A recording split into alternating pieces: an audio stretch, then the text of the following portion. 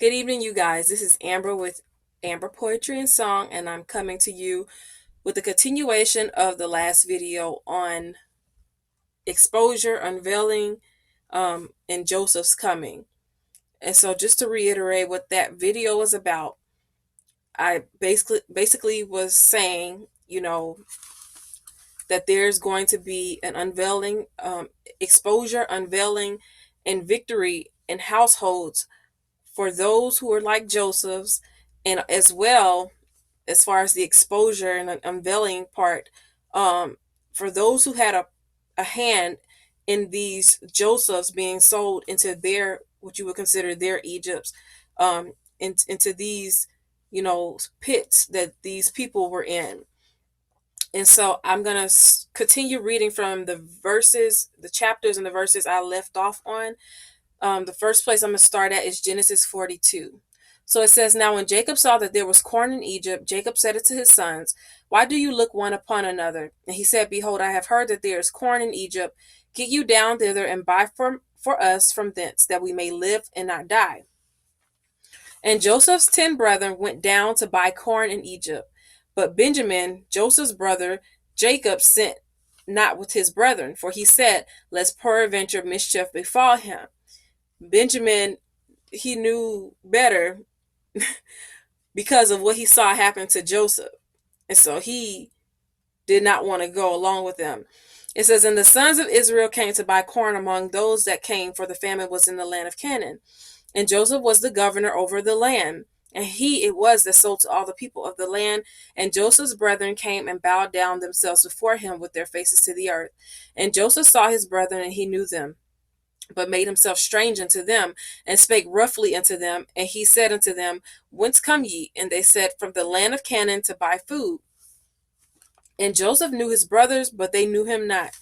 So Joseph recognized them, but they didn't recognize Joseph, because it had been that long since they had seen him, since they sold him into slavery.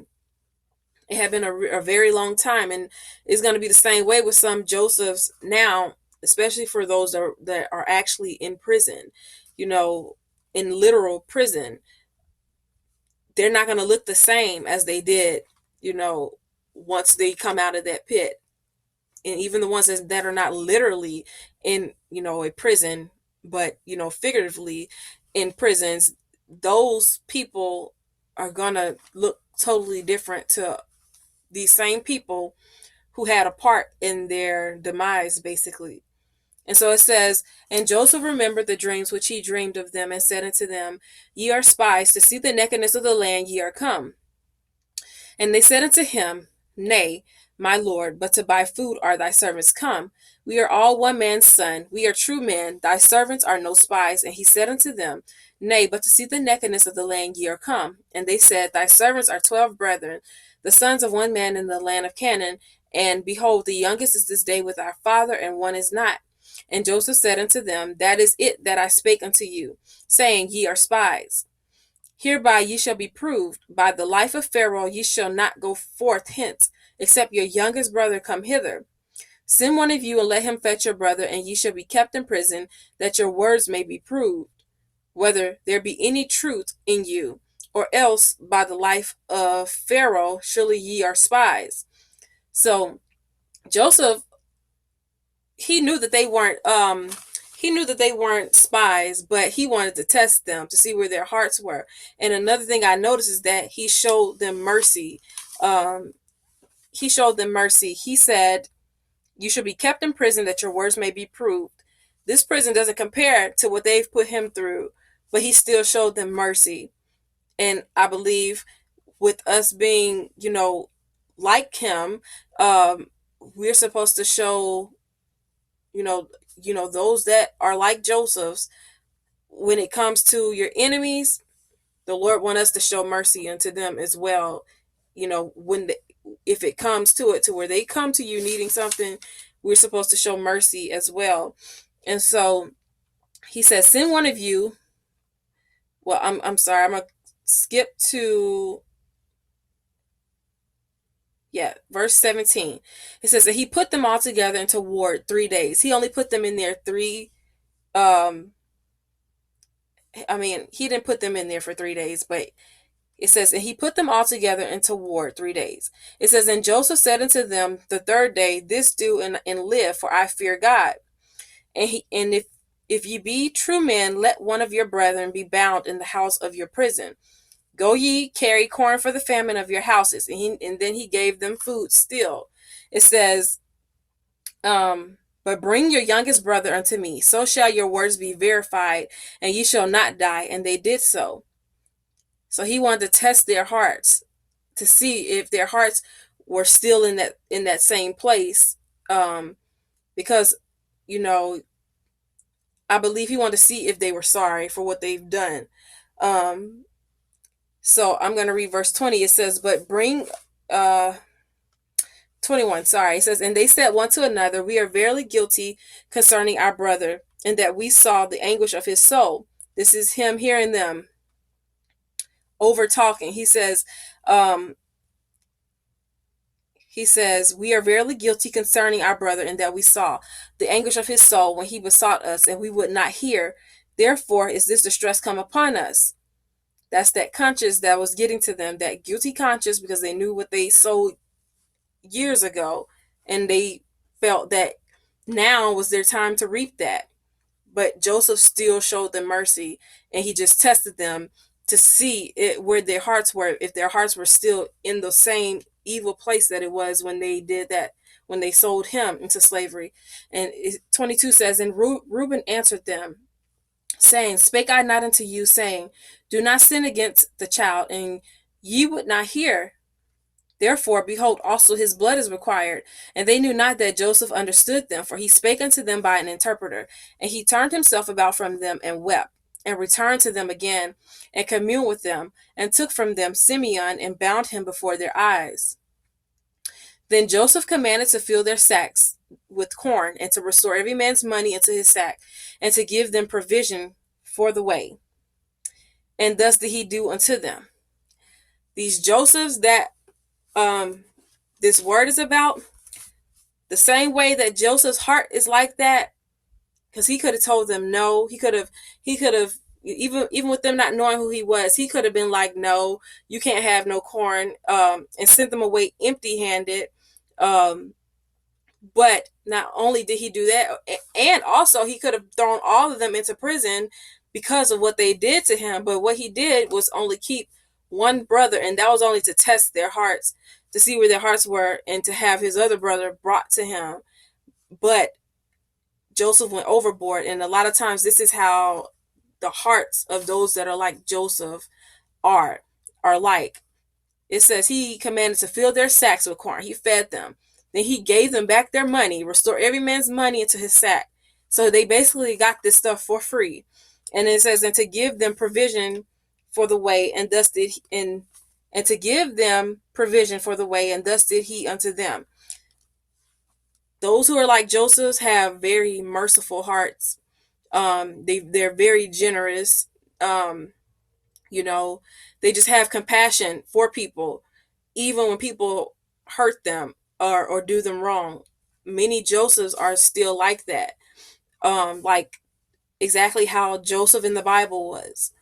And so many Josephs, those that are like Joseph may be like, you know, when the time comes and people are coming to you that did you wrong, needing things, you might think that you gonna be like, nah, whatever. But knowing the kind of heart that these people have, they're gonna most likely serve them, do right by them. What the thing they know that is right to do, they're gonna do that, regardless of them hurting of those people, turning their backs on them, throwing them in these pits, in these prisons, things like that, because they have the heart of Christ, basically. And so it says, and they ladded their asses with the corn and departed thence. And as one of them opened his sack to give his ass provender in the end, he espied his money, for behold, it was in his sack's mouth. And he said unto his brethren, my money is restored, and lo, it is even in my sack. And their heart failed them. And they were afraid, saying one to another, what is this that God have done unto us? Um, this reminds me of the scripture about blessing your enemies and it heaping coals upon their head. That's what this reminds me of. Verse 29 says, and they came unto Jacob their father unto the land of Canaan, and told him all that befell unto them, saying, the man who is the Lord of the land spake roughly to us, and took us for spies of the country. And he said unto him, we are true men, we are no spies. We be 12 brethren, sons of our father. One is not, and the youngest is this day with our father in the land of Canaan. And the man, the Lord of the country, said unto us, hereby shall I know that ye are true men. Leave one of your brethren here with me, and take food for the famine of your household, and be gone, and bring your youngest brother unto me. Then shall I know that ye are no spies, but that ye are true men. So will I deliver you your brother, and ye shall traffic in the land. And it came to pass, as they emptied their sacks, that behold, every man's bundle of money was in his sack. And when both they and their father saw the bundles of money, they were afraid. And Jacob their father said unto them, me have ye bereaved of my children. Joseph is not, and Simeon is not, and ye will take Benjamin away. All these things are against me. And Reuben spake unto his father, saying, slay my two sons, if I bring him not to thee. Deliver him into my hand, and I will bring him to thee again. And he said, my son shall not go down with you, for his brother is dead, and he is left alone. If mischief befall him by the way in the which ye go, then shall ye bring down my gray hairs with sorrows to the grave. So I'm going to go on to the next chapter. It says, and the famine was sore in the land.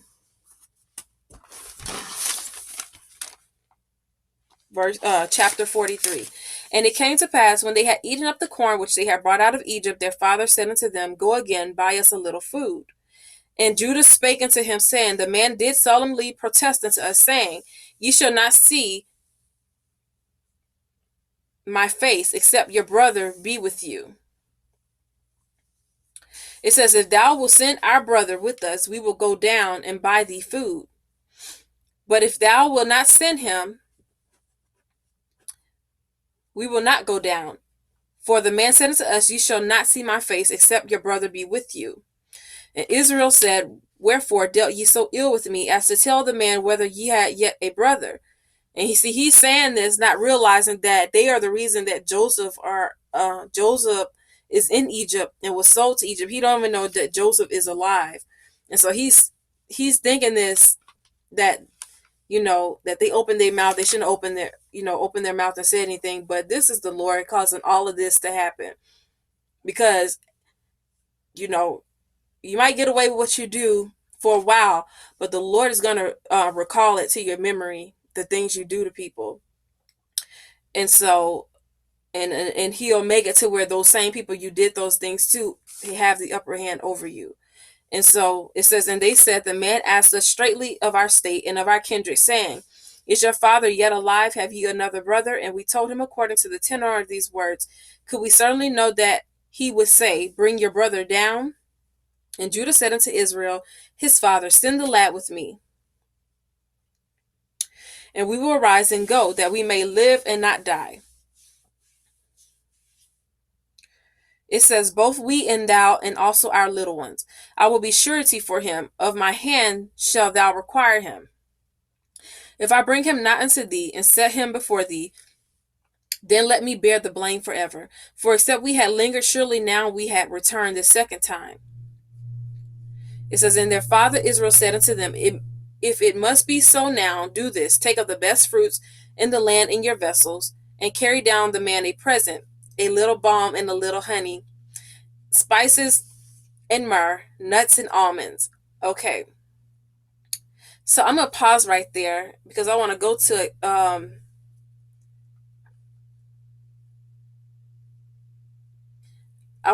a scripture that this reminds me of.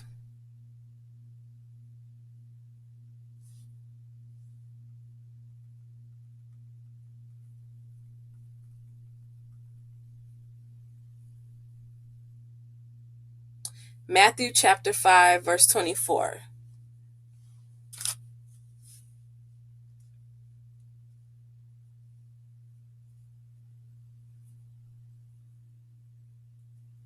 It says, therefore, if thou bring thy gift to the altar, and there rememberest that thy brother hath aught against thee, leave there thy gift before the altar, and go thy way.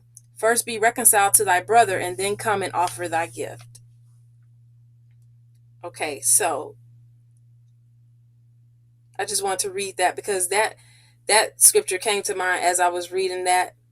So back to Genesis chapter 43, verse 11, I believe is where I stopped at. And it says, and take double money in your hand, and the money that was brought again in the mouth of your sacks, carry it again in your hand. Peradventure it was an oversight. Take also your brother, and arise, go again unto the man, and God Almighty give you mercy before the man, that he may send away your other brother and Benjamin. If I be bereaved of my children, I am bereaved. And the men took that present, and they took double money in their hand, and Benjamin, and rose up and went down to Egypt and stood before Joseph. And when Joseph saw Benjamin with them, he said to the ruler of his house, bring these men home and slay and make ready, for these men shall dine with me at noon. And the man did as Joseph bade, and the man brought the men into Joseph's house. And the men were afraid because they were brought into Joseph's house, and they said, because of the money that was returned in our sacks at the first time are we brought in, that he may seek occasion against us, and fall upon us, and take us for bondmen and our asses. And they came near to the steward of Joseph's house, and they communed with him at the door of the house, and said, O sir, we came indeed down at the first time to buy food. And it came to pass, when we came to the end, that we opened our sacks, and behold, every man's money was in the mouth of his sack, our money in full weight, and we have brought it again in our hand. And other money have we brought down in our hands to buy food. We cannot tell who put our money in our sacks. And he said, Peace be to you. Fear not, your God and the God of your father hath given you treasure in your sacks. I had your money. And he brought Simeon out unto them. And the man brought the men into Joseph's house, and gave them water, and they washed their feet. And he gave them their asses provender.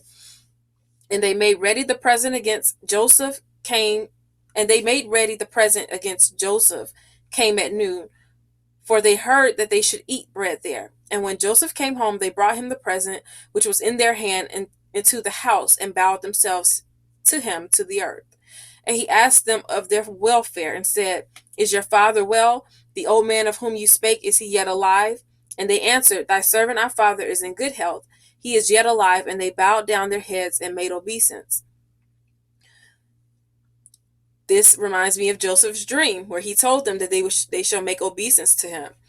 29 says, and he lifted up his eyes and saw his brother Benjamin, his mother's son, and said, Is this your younger brother, of whom you spake unto me? And he said, God be gracious unto thee, my son. And Joseph made haste, for his bowels did yearn upon his brother, and he sought where to weep. And he entered into his chamber and wept there. And he washed his face and went out and refrained himself, and said, Set on bread. And they set on for him by himself, and for them by themselves, and for the Egyptians which did eat with him by themselves, because the Egyptians might not eat bread with the Hebrews, for that is an abomination to the Egyptians. And they set before him the firstborn according to his birthright, and the youngest according to his youth. And the men marveled one at another. And he took and sent messes unto them from before him. But Benjamin's mess was 5 times so much as any of theirs, and they drank and were merry with him. Chapter 44 and chapter 45, and then I'll be through. It says, And he commanded the steward of his house, saying, Fill the men's sacks with food, as much as they can carry, and put every man's money in his sack's mouth. And put my cup, the silver cup, in the sack's mouth of the youngest, and his corn money. And he did according to the word that Joseph had spoken. As soon as the morning was light, the men were sent away, they and their asses. And when they were gone out of the city, and not yet far off, Joseph said unto his steward, Up, follow after the men. And when thou dost overtake them, say unto them, Wherefore have you rewarded evil for good? Is not this it in which my Lord drinketh, and whereby indeed he divineth? Ye have done evil in so doing. And he overtook them, and he spake unto them these same words. And they said unto him, Wherefore saith my Lord these words? God forbid that thy servant should do according to this thing. Behold, the money which ye found in our sack's mouth, we brought again unto thee, out of the land of Canaan. How then should we steal out of thy Lord's house silver or gold? With whomsoever of thy servants it be found, both let him die, and we also will be my Lord's bondmen. And he said, Now also let it be according unto your words. He with whom it is found shall be my servant, and ye shall be blameless. Then they speedily took down every man his sack to the ground, and opened every man his sack. And he searched and began at the eldest, and left at the youngest, and the cup was found in Benjamin's sack. Then they rent their clothes, and ladded every man his ass, and returned to the city. They did that because they told their father that they would bring Benjamin back. But I believe um, Joseph allowed that to happen because he wanted to protect Benjamin, because he didn't trust if they would, return all the way to their father with Benjamin, being that he knows what happened to him. It says, and Judah and his brethren came to Joseph's house, for he was yet there. And they fell before him on the ground. And Joseph said unto them, What deed is this that ye have done? Wot ye not that such a man as I can certainly divine? And Judah said, What shall we say unto my Lord? What shall we speak, or how shall we clear ourselves? God hath found out the iniquity of thy servants. Behold, we are my Lord's servants, both we and he also with whom the cup is found. And he said, God forbid that I should do so, but the man in whose hand the cup is found, he shall be my servant. And as for you, get you up in peace unto your father. Then Judah came near unto him and said, O my Lord, let thy servant, I pray thee, speak a word in my Lord's ear, and let not thine anger burn against thy servant. For thou art even as Pharaoh. My Lord asked his servant, saying, Have ye a father or a brother? And we said unto my Lord, We have a father, an old man, and a child of his old age, a little one, and his brother is dead, and he alone is left of his mother, and his father loved him. And thou said unto thy servants, Bring him down to me, that I may set my eyes upon him. And we said unto my Lord, The lad cannot leave his father, for if he should leave his father would die. And thou said unto thy servants, Except your youngest brother come down with you, you shall see my face no more. And it came to pass, when we came up unto thy servant, my father, we told him the words of my Lord. And our father said, Go again and buy us a little food. And we said, We cannot go down if our youngest brother be with us. Then we will go down if our youngest brother be with us. Then will we go down, for we may not see the man's face, except our youngest brother be with us. And thy servant, my father, said unto us, You know that my wife bare me 2 sons. And the one went out from me, and I said, Surely he is torn in pieces, and I saw him not since. So Benjamin was Joseph's other, brother. It says, And if ye take this also from me, and mischief befall him, ye shall bring down my gray hairs with sorrow to the grave. Now therefore, when I come to thy servant, my father, and the lad, be not with us, seeing that his life is bound up in the lad's life. It shall come to pass, when he seeth that the lad is not with us, that he will die, and that thy servants shall bring down the gray hairs of thy servant, our father, with sorrow to the grave. For thy servant became surety for the lad unto my father, saying, If I bring him not unto thee, then I shall bear the blame to my father forever.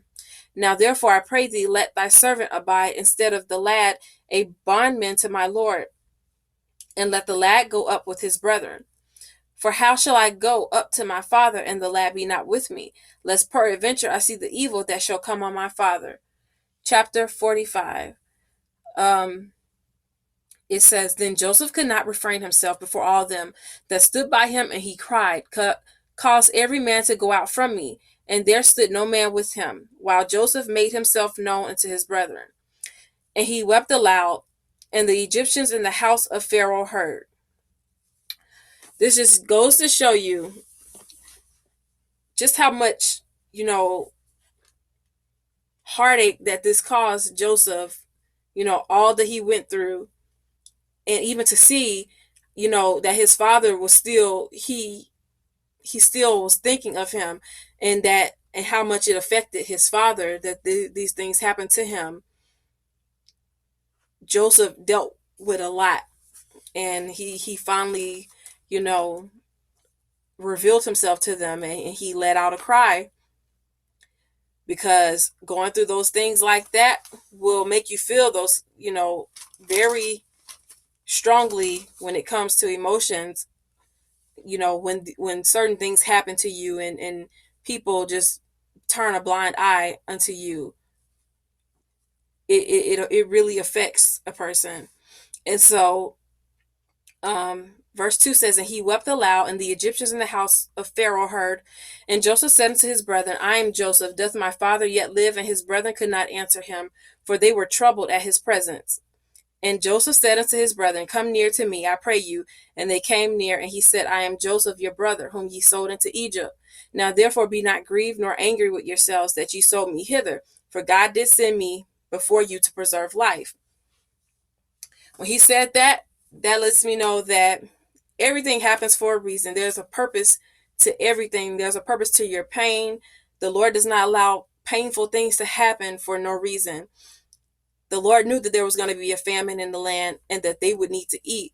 And he had to have, one of his children be able to be in that land to be able to spare, his people, and be able to provide those things. The Lord will set things up in ways that you wouldn't even be able to imagine. He set Joseph up. The Lord had a plan the whole time, but because the favor of the Lord was on Joseph, his brothers took it upon themselves to become envious and jealous of him, causing them to operate in evil, in sin, conspiring against him to get rid of him, to sell him into slavery, all of those things. But the Lord had a purpose the entire time, and the enemy used these brothers to try to, throw him off, of that path that the Lord had for him. But like I said in the last video, whatever the enemy tries to take and use for bad, the Lord will take that and use it for good. It was already, from the beginning in his plans to use him in this way. But the enemy tried to come in. He came in through his brothers, but he didn't prevail.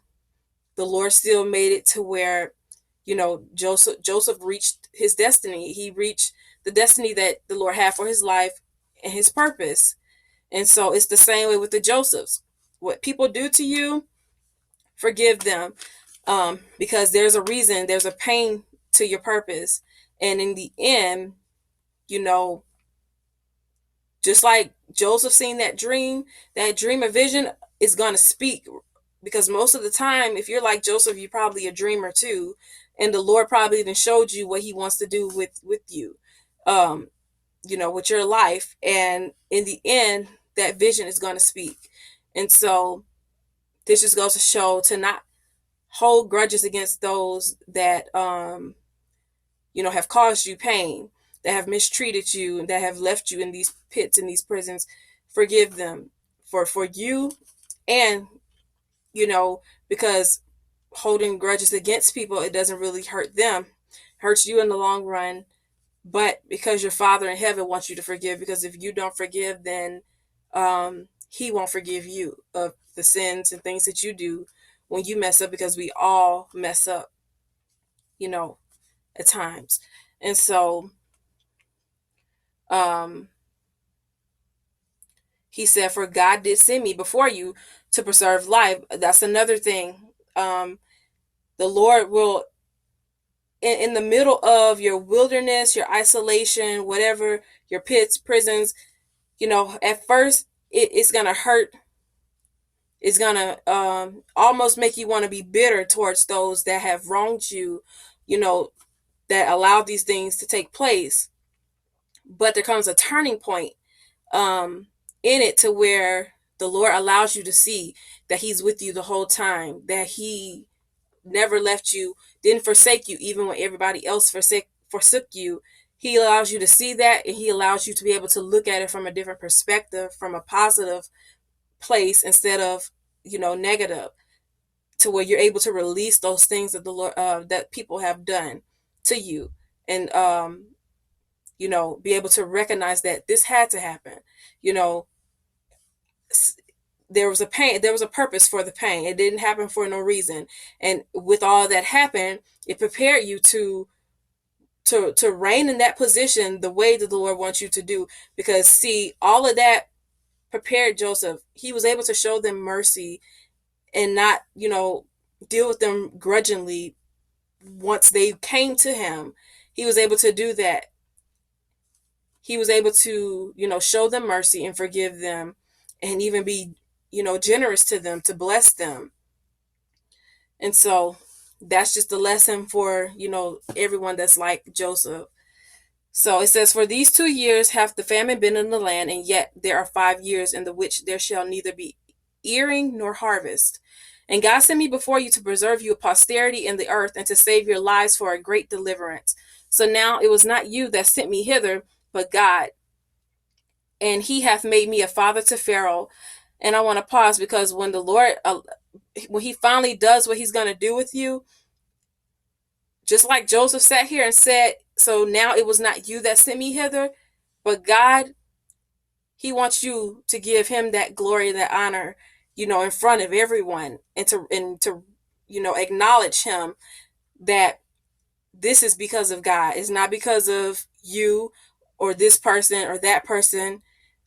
Especially, if the Lord has something really good for you, and you end up in a certain position, because there are people who will want to take the Lord's glory, but the Lord is going to get the glory out of these type of situations with those that are like Joseph's.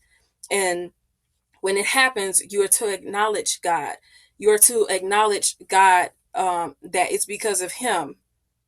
Like Joseph said, and God sent me before you to preserve your posterity. He said, so now it was not you that sent me hither, but God. And he has made me a father to Pharaoh, and Lord of all his house, and a ruler throughout all the land of Egypt. Verse 9 says, haste ye, and go up to my father, and say unto him, Thus saith thy son Joseph, God hath made me Lord of all Egypt. Come down unto me, tarry not, and thou shalt dwell in the land of Goshen, and thou shalt be near unto me, thou and thy children, and thy children's children, and thy flocks, and thy herds, and all that thou hast, and there will I nourish thee. For yet there are 5 years of famine, lest thou and thy household and all that thou hast come to poverty. And behold, your eyes see in the eyes of my brother Benjamin, that it is my mouth that speaketh unto you. And ye shall tell my father of all my glory in Egypt, and of all that ye have seen, and ye shall haste and bring down my father hither. And he fell upon his brother Benjamin's neck and wept, and Benjamin wept upon his neck. Moreover, he kissed all his brethren and wept upon them, and after that his brethren talked with him. And the fame thereof was heard in Pharaoh's house, saying, Joseph's brethren are come, and it pleased Pharaoh well in his servants. And Pharaoh said unto Joseph, say unto thy brethren, this do ye, lay your beasts, and go. Get you into the land of Canaan, and take your father and your households, and come unto me, and I will give you the good of the land of Egypt, and ye shall eat the fat of the land. See, those that are like Joseph, these are people, you're Joseph, you know, you're likening to Joseph in your families, but you're also the deliverer of your family. You're the one that's going to bring, the Lord's going to bring deliverance through you for your family. That is the whole purpose, of the Josephs. They are deliverers. Um, and so that was just a food for thought moment. But verse 17 says, 18, it says, and take your father and your households, and come unto me, and I will give you the good of the land of Egypt, and ye shall eat the fat of the land. Now thou art commanded this, do ye take you wagons out of the land of Egypt for your little ones and for your wives, and bring your father, and come. Also regard not your stuff, for the good of all the land of Egypt is yours. And the children of Israel did so, and Joseph gave them wagons according to the commandment of Pharaoh, and gave them provision for the way. To all of them he gave each man changes of raiment. But to Benjamin he gave 300 pieces of silver, and 5 changes of raiment. And to his father he sent after this manner: 10 asses laden with the good things of Egypt, and 10 she asses laden with corn and bread and meat for his father by the way. So he sent his brethren away, and they departed, and said unto them, see that ye fall not out by the way. And they went up out of Egypt, and came into the land of Canaan, unto Jacob their father, and told him, saying, Joseph is yet alive, and he is governor over all the land of Egypt. And Jacob's heart fainted, for he believed them not. And they told him all the words of Joseph, which he had said unto them. And when he saw the wagons which Joseph had sent to carry him, the spirit of Jacob their father revived. And Israel said, "It is enough. Joseph, my son, is yet alive. I will go and see him before I die." So that is all that I have. There's about to be unveiling, exposure, unveiling, and victory in households, where you know for those in households that are like Joseph, and you know the the things that are going to be unveiled are who these people truly are, how the Lord is with those people, and exposing the ways that these people were handled and done, and and by whom they were done. And at the same time, you know once these Josephs are put where the Lord wants to use them, they are to acknowledge God, that it is him that put them there, and also to forgive and show mercy, because the way that some people are going to be brought to Christ is through these Josephs showing them the love of God, even in spite of the mistreatment that they did to these people. So that is all I have to say. I hope y'all are blessed by this. And I'll be back with another word. Peace and blessings to y'all. Goodbye.